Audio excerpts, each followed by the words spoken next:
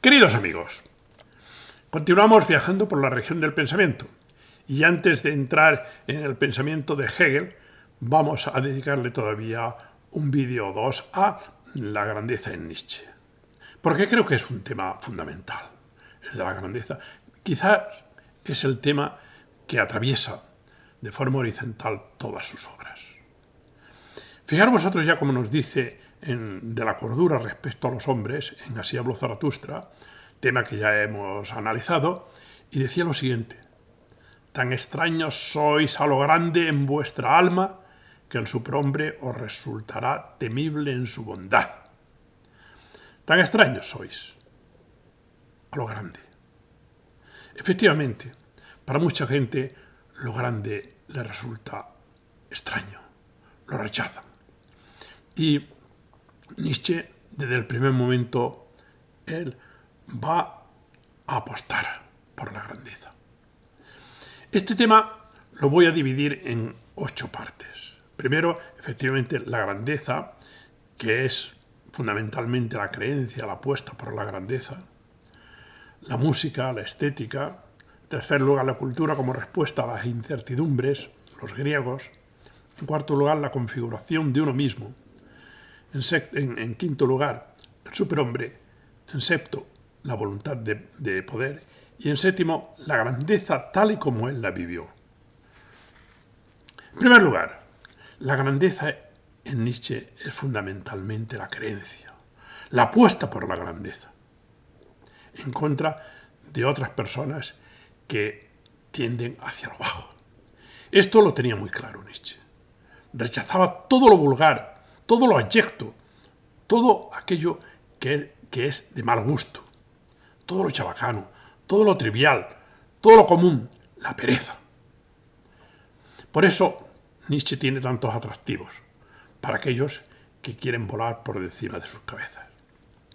Esta es su grandeza. ¿Qué hay que hacer para conseguirla? No la regalan, trabajarla.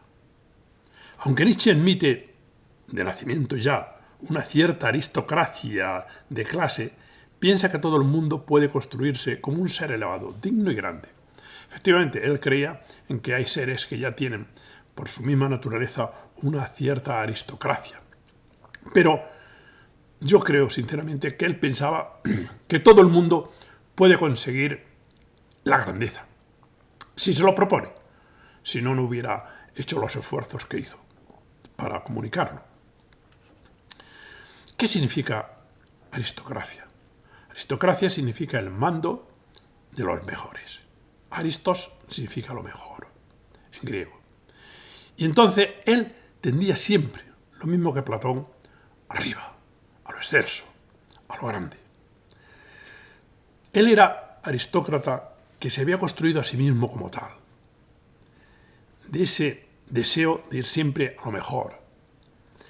Pretende que conectemos con lo más profundo del ser, con la esencia del mundo, con la esencia de nosotros mismos. Por esta razón, el efecto más singular que se produce cuando se intenta llegar a Nietzsche es que antes de llegar a él ya hemos llegado a nosotros. Eso es otra de las cosas maravillosas de las lecturas de Nietzsche. Que cuando tú llegas a Nietzsche, a su pensamiento, ya has pasado por el tuyo, ya te has descubierto de ti mismo. ¿A qué se tiene que dedicar un ser humano? Lo hemos pensado. ¿A qué nos tenemos que dedicar? Puede ser que sea hacer de nosotros mismos una obra de arte y no meternos con los otros.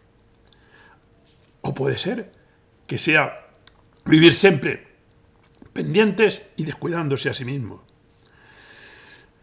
Yo creo que es a vivir la vida con intensidad y altura. Esa es la misión de un ser humano. No nos confundamos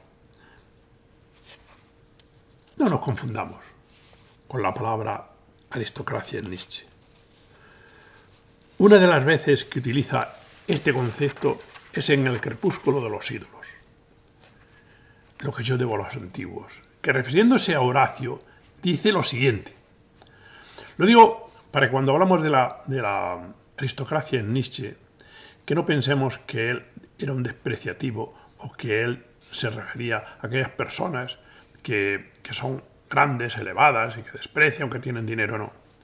Dice, refiriéndose a Horacio en lo que le debe a los antiguos, en el Crepúsculo de los ídolos, que es un libro maravilloso.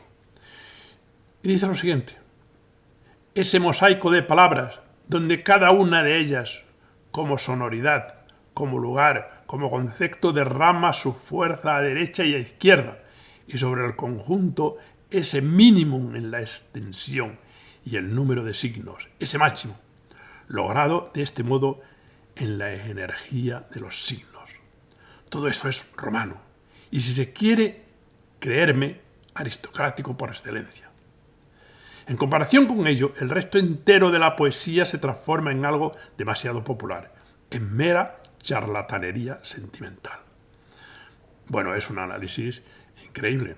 Aquellos que sean críticos de literatura, analistas de las poesías, que miren lo que dice aquí. En pocas palabras, como ha dicho lo que es la aristocracia de la expresión en Horacio.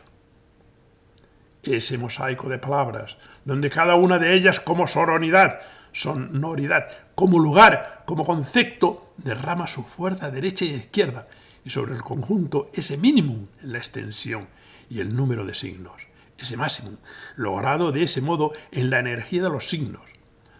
Todo eso es romano, y si se quiere creerme, aristocrático por excelencia. En comparación con ello, el resto entero de la poesía se transforma en algo demasiado popular, en mera charlatanería sentimental. Aquí se ve la elevación de Nietzsche. Pues Nietzsche tiende efectivamente a esa elevación y a esa grandeza. En principio, porque va sin dejar de mantener estas posturas, va a ir insistiendo en aspectos fundamentales que constituirían la grandeza de las personas. Y empieza con la música, la estética. La grandeza es la música. Aquel que efectivamente es capaz de sentir la música tiene un espíritu grande. Decía ya, todo lo que no se deja aprender a través de relaciones musicales engendra en mí hastío y náusea. Esto lo decía cuando era todavía joven. Sin música la vida sería un error. La música produce sensaciones verdaderas. Ahí, en la música, se conecta uno con el torbellino del ser. Él interpreta música como momentos de éxtasis completos. Se pasaba largos ratos improvisando al piano. Pero además de eso, él quiere hacer música con el lenguaje, los pensamientos y los conceptos. Efectivamente, por eso Zaratustra es una sinfonía. Nietzsche piensa en estos momentos que el mundo se salvaría si la música llegara al corazón de los seres. Claro que sí. El mundo sería otra cosa, como muchas de las cosas que propone él. Sería otra cosa si se le hiciera caso.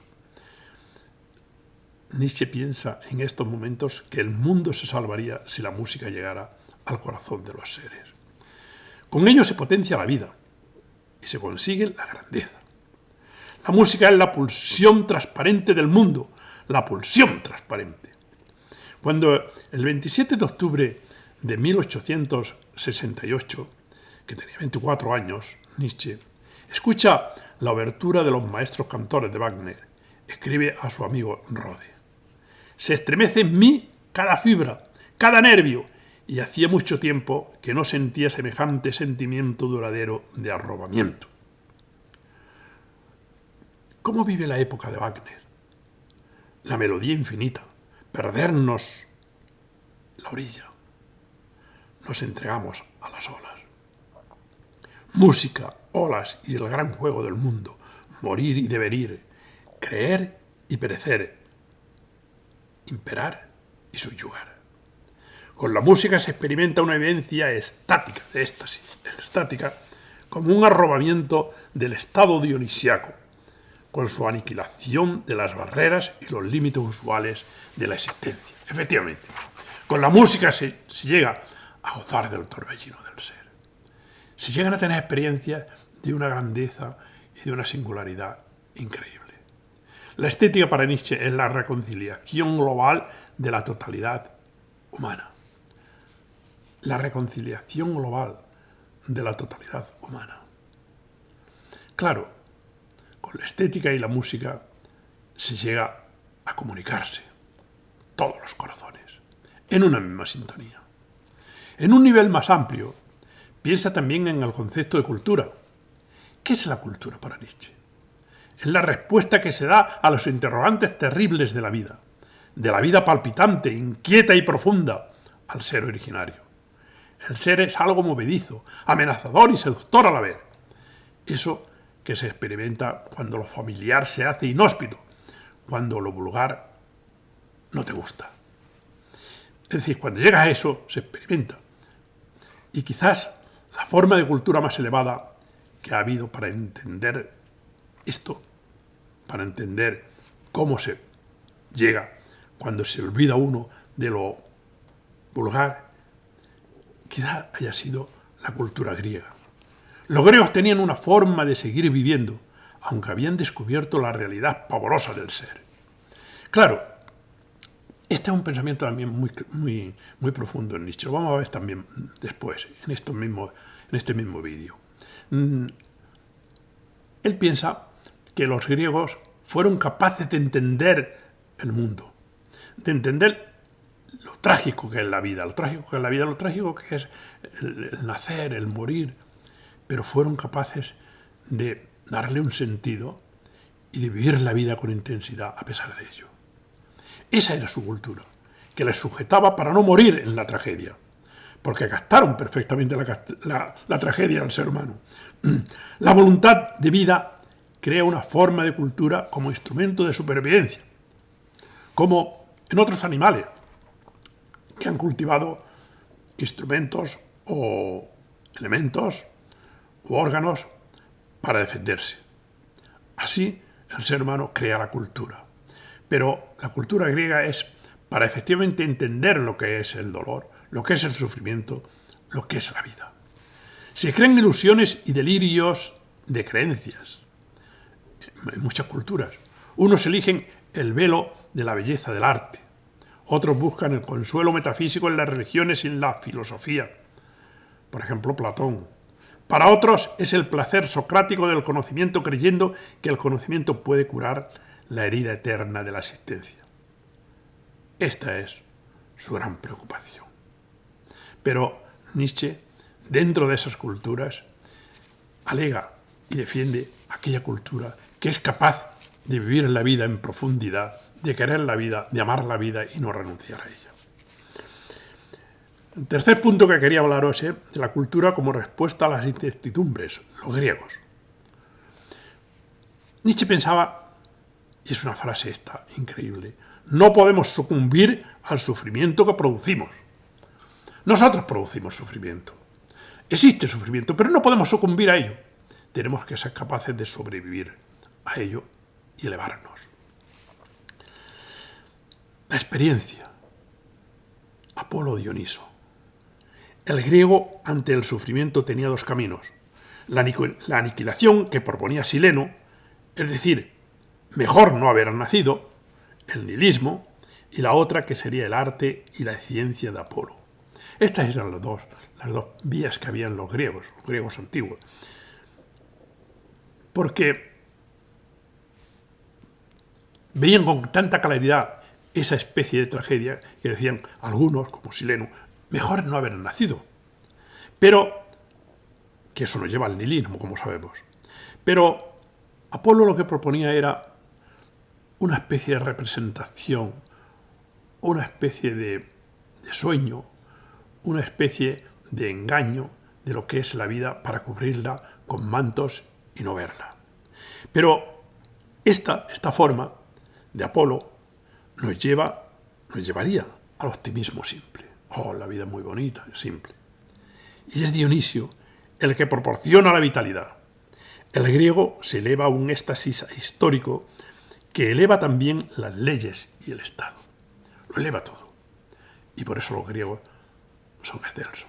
Porque llega Dioniso, y entonces Dioniso pone en la existencia el grado de vida, el grado de fuerza, lo dionisiaco, aquel maravilloso fenómeno que lleva el nombre de Dioniso, el cual solo es explicable por una demasía de fuerza. Esto lo explica en el Crepúsculo de los dioses, a página 168. El instinto fundamental del griego es su voluntad de vida. En ella, en la simbólica griega de los dionisíacas, el instinto más profundo de la vida, el del futuro de la vida, el de la eternidad de la vida, es sentido religiosamente. Todo eso es sentido religiosamente, con profundidad. Esa especie de deseo, de fuerza, de entusiasmo. La vía misma hacia la vida, la procreación es sentida como vía sagrada. Claro, por eso le daban tanta importancia en las dionisíacas a la cuestión de la procreación, a la cuestión de todo ese mundo de la sexualidad. Y lo veían como una vía sagrada. Lucha por conseguir un desbordante sentimiento de vida y de fuerza, dentro del cual el dolor mismo actúa como un estimulante. Es decir, la grandeza aquí es que tú seas capaz de vencer esas situaciones que se te presentan y que seas capaz de amar la vida por encima de todo. Pero con la desaparición del sentido trágico aparece la moral de los esclavos, que consiste en el rechazo de toda profundidad, en la huida ante todo aquello que es temible y en la satisfacción con el placer fácil. Esto nos lo dice también Astor, nos lo recuerda, que lo decía Nietzsche, que lo defendía Nietzsche. Claro, cuando llega la desaparición de ese sentido trágico que había traído a Grecia Dioniso, entonces empieza otro mundo. El rechazo de toda profundidad, en la huida ante todo aquello que es temible y en la satisfacción con el placer fácil. Claro, porque esa grandeza, ese deseo de grandeza está siempre amenazado para que no tire hacia arriba, como nos va a decir en la tercera parte también el Zaratustra. Hacia arriba, y la fuerza le dicen hacia abajo. Ya lo veremos. En este momento, con Eurípides y Sócrates, se derrumba el idealismo ahistórico y aparece el instinto de verdad, que es en el fondo una voluntad de ser engañado. Bueno, aquí hay cosas muy interesantes. Vamos a ver, cuando habla del idealismo ahistórico, Nietzsche quiere leer la historia como momentos ahistóricos, no como aquello que va sucediendo que no tiene ningún valor, sino ver qué hay en la historia que nos pueda servir como modelo y qué podemos hacer nosotros también que pueda seguir siendo como modelo. Es decir, la historia para él es esos momentos importantes que no tienen historia, que son permanentes, que no pasan, que no son relativos, que son absolutos y que son las verdaderas grandezas.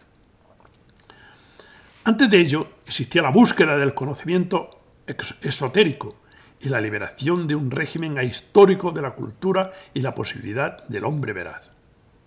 Todo eso, dice Nietzsche, que existía. Aquí se abandona la grandeza, la creencia en la propia inmortalidad y la creencia en un pasado, un presente y un futuro ideal. Nietzsche va a seguir siempre creyendo en esto, creyendo en la grandeza, en la inmortalidad. Aquí también está su grandeza. Él no se deja arrastrar por esos movimientos históricos relativos que no sirven para nada y nos hacen que nosotros seamos también un elemento histórico, pero sin grandeza. Y lo que quiere es que brille como estrellas potentes. Se cae entonces en la representatividad política, en el realismo histórico y en el naturalismo estético. Nace también el discurso racional de Sócrates, pobre, claro, simple, optimista, con los motivos e insistente en ellos basándose dos principios. Todo tiene que ser inteligible para ser bello y solo el sapiente es virtuoso. Son los principios un poco de Sócrates. Todo tiene que ser inteligible para ser bello.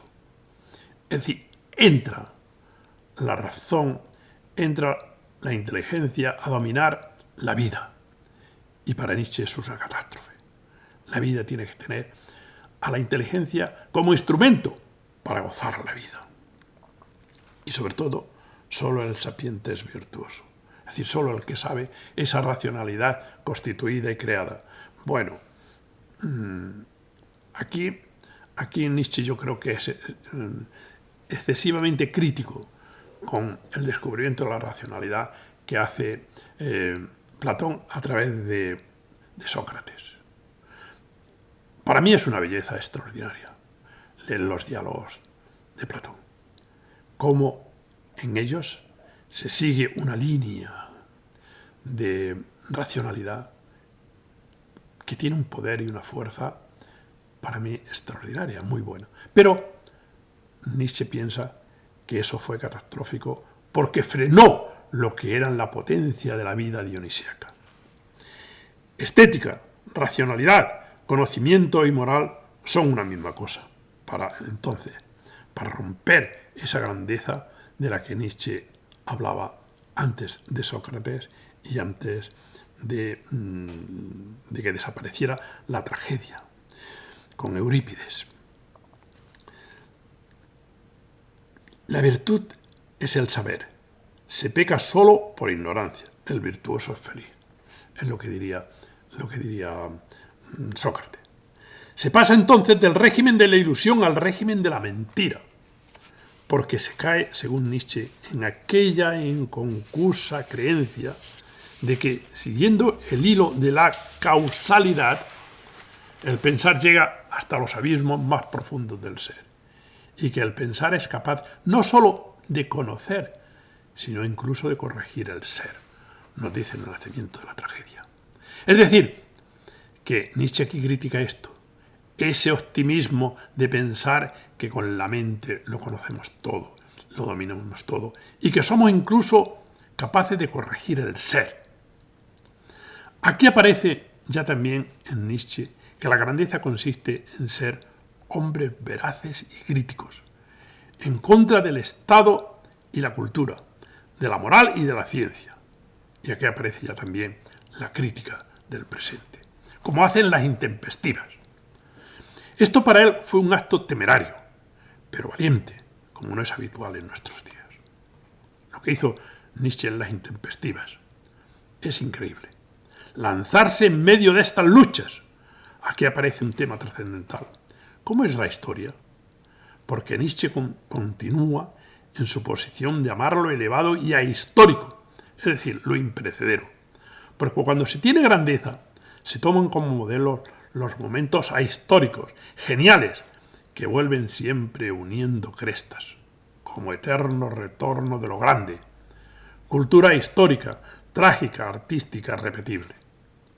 Y cuando se carece de grandeza, se interpreta la historia como un proceso repetitivo en que todo es imprescindible, como enseñará después Hegel y veremos. Por esta razón, también la filosofía de Nietzsche no fracasará nunca, porque su método es elevado y futurista. Siempre tendrá atractivo hablar de lo ahistórico, buscar su elemento y proyectar un futuro. La mirada intemporal sobre el tiempo, la mirada histórica sobre la historia y como objetivo cierta contemplación de la eternidad. Esto nos dice Astor de Nietzsche.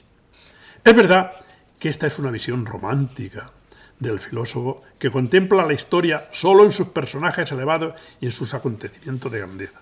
Es una visión platónica de la filosofía, lo ahistórico.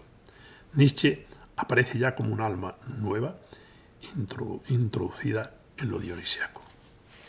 ¿Qué es lo dionisiaco? Ese elemento tan importante para Nietzsche. Hay que bajar hasta el fondo de la existencia para descubrir el anhelo de lo feo, la buena y rigurosa voluntad propia del anhelo primitivo, del pesimismo, del mito trágico, de dar imágenes a todas las cosas triviales, malvadas, enigmáticas, aniquiladoras, funestas, que hay en el fondo de la existencia. Esto lo escribe en el ensayo de autocrítica que escribió en el 1886, bastantes años más tarde de que publicara El nacimiento de la tragedia, pero este ensayo de autocrítica lo pone como un prefacio al libro que va a editar posteriormente, va a reeditar posteriormente. Aunque por otro lado hubiera cada vez más anhelo de belleza, de fiestas, de diversiones, de nuevos cultos. El griego de la tragedia vive esas alucinaciones, esas sobreabundancias de vida. Amaron la locura desbordante, lo trágico, lo monstruoso, que es lo que desborda la dimensión apolínea. Lo preciso, sus formas, y se sumerge en lo inmenso, informe, estremecedor, conmovedor, grandeza. Esto es importante. Para Nietzsche queda deslumbrado, porque hay ahí toda una vida, hay todo un potencial, hay toda una ilusión. Ahí es donde está la grandeza. Y Nietzsche no va a caer en la trampa que le pone la ciencia, que le pone la racionalidad. Va a seguir siempre manteniendo ese entusiasmo, esa grandeza. Pero, ¿quién decide lo que es grandeza y en base a qué? No hay respuesta a esta pregunta. Eso es una creencia. Y o se ve o no hay forma de demostrarla, en qué consiste.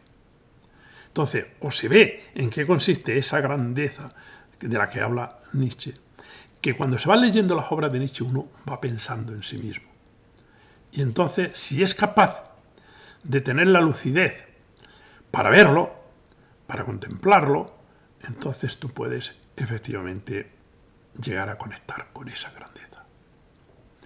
Es como si hubiera un diseño lejos, en el mar, y alguien te empezara a decir, mira estas figuras, allá se ven figuras atractivas, y unos las ven con claridad y otros no las ven.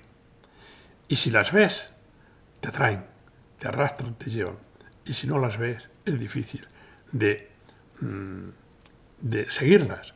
Por eso es una especie de creencia. Este tema lo plantea Astor, también con cierta fuerza. Vamos al cuarto punto, que para mí es el más importante. La configuración de uno mismo. Esto es importantísimo en Nietzsche. La configuración de uno mismo, que es esa creencia de que los seres humanos podemos construirnos a nosotros mismos. Hemos nacido, no nos han pedido permiso para traernos al mundo, pero luego nosotros podemos hacer de nuestra vida, transformarla, cambiarla, constituirnos, configurarnos. Vuelta a uno mismo, el cuidado de uno mismo, eso es importante. ¿Se puede construir uno a sí mismo? Eso es lo que intenta hacer Nietzsche de sí, construirse a sí mismo. Es importante lo que estoy diciendo, pensarlo. ¿Y cómo te construye? ¿Cómo nos construimos? Nietzsche formula el imperativo de la propia configuración en muchos pasajes de sus obras, pero es impecable el análisis que realiza de sí mismo en el prólogo a Humano, demasiado humano, en el 1886. El libro había sido ya editado en el 1876, 10 años antes, pero este prólogo es insuperable. No se puede explicar, hay que leerlo, porque es un prólogo, el segundo prólogo, el prólogo que escribe en el 1886, que es el año de los prólogos, y escribe el prólogo a Humano, demasiado humano, donde habla de los espíritus libres. En él aparecen los mandamientos de la propia configuración. Absoluto convencimiento de que se requiere un pensamiento constructivo, acción, decisión, autoría, esfuerzo de voluntad. Él la tenía. Los espíritus libres, un texto de otro nivel, de otro mundo, del futuro que aún no ha llegado. Allí está escrito lo que ata y lo que libera de manera perversa y genial. Está escrito de manera perversa y genial. ¿Qué es lo que ata más firmemente?, dice Nietzsche. ¿Qué cuerdas son casi irrompibles? entre hombres de una especie elevada y selecta son los deberes. Hemos hecho la pregunta, ¿eh? ¿Qué es lo que ata más firmemente? ¿Qué cuerdas son casi irrompibles? Y dice, son los deberes. Ese respeto propio de la juventud, ese recato y delicadeza ante todo lo venerado y digno desde antiguo, esa gratitud al suelo en que crecieron, a la mano que les guió, al santuario en que aprendieron a adorar. Sus propios momentos más elevados serán los que les aten con más firmeza, los que les obliguen más tiempo. El análisis es imprescindible. El gran desprendimiento llega de súbito para aquellos que están tan atados, como un terremoto. El alma joven se ve de repente sacudida, desprendida, arrancada. Ella misma no entiende lo que le sucede. Un poco más adelante aparecen los mandamientos, el ideario de acción. Yo lo llamaría los mandamientos de Nietzsche. No son 10, pero casi. Citaré algunos. Dice, debías convertirte en señor de ti mismo, señor incluso de tus virtudes. Antes ellas eran tus señoras, pero deben ser solo tus instrumentos junto a otros. Debías adquirir poder sobre tu pro y contra y aprender a desengancharlos y engancharlos según tu fin superior. Bueno, esta es la grandeza en Nietzsche. Aquella persona que es capaz de esto, de desatarse y de construirse. Para Nietzsche el hombre es el autor de su propia historia. Esto es así. Claro, Nietzsche conocía muy bien el Renacimiento y la modernidad, el hombre creador de sí mismo, que nos dicen los protagonistas los escritores del Renacimiento, los grandes humanistas. Protagonista de tu destino puedes ser, no un lugar fijo. No tenemos un lugar fijo, nos dicen allá los humanistas italianos sobre todo. Hay que tener un espíritu crítico, la libertad, gozar del mundo, secular, creador. Hay que ser como Prometeo. No la ruleta, sino la barca, el destino, porque efectivamente antes del Renacimiento el destino se representaba con una ruleta en la que tú no puedes poner nada, no puedes poner ningún tipo de iniciativa, porque si te toca, te toca, y si no te toca, pues no te toca. Tú no puedes influir en ello. Pero a partir de ahora no le gusta esa forma de representar el destino. Y dicen, no, el destino, tú puedes hacer algo del destino, tú puedes transformarlo, tú puedes hacer que el destino sea diferente. Y entonces empiezan a ellos a representar el destino de otra manera. No como una ruleta, sino como una barca de vela, en la cual, si no hay viento, tú no puedes hacer nada. Pero si hay viento y no tienes pericia, tampoco. Forma indefinida. Claro, el hombre vive la infinitud, la infinidad de posibilidades. Es actor y artífice de su propia suerte. Pero el hombre del Renacimiento surge con un enano colgado a la espalda, que es la moral y la responsabilidad. Esto es muy interesante, porque el Renacimiento, con ese amor al hombre, nació en Europa con una fuerza impresionante, pero quizás ya llevaba dentro de sí el germen de si no de su destrucción como cultura, sí de sus frenazos, porque efectivamente llevaba dentro de sí la moral y la responsabilidad. Por lo menos una moral de estas que no deja avanzar y una responsabilidad que te deja sufrir sin necesidad. Esto todavía no lo vemos en la cultura occidental, no lo hemos pensado suficientemente. Este celo moral lo va a destruir. Nietzsche está más allá del bien y del mal, más allá de la razón científica y se propone transmutar los valores. Considera que el hombre debe ser el dominador del mundo. No pecado, ni predeterminación por el pecado original. Estoy viendo que se me está haciendo muy largo este vídeo y lo voy a dejar aquí y voy a seguir el próximo. Será la continuación de este tema que me parece fundamental. Lo vamos a continuar, no os preocupéis, seguiremos con ello, pero lo dejo en el momento quizá más importante de desarrollo de este tema, aquel en el que Nietzsche habla de la grandeza como la configuración y la construcción de uno mismo. Continuaremos. Muchas gracias.